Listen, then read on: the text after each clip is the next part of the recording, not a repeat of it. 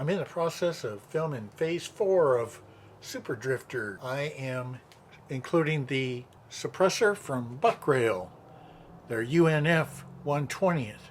I'm going to demonstrate at night shooting since sound travels better at night. Check this out.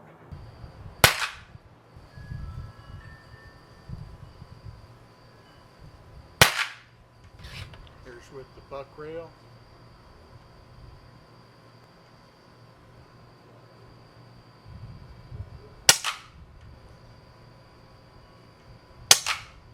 Same shots side by side.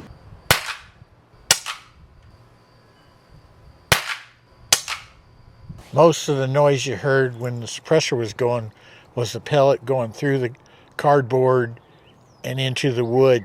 And I was shooting from that bucket down there.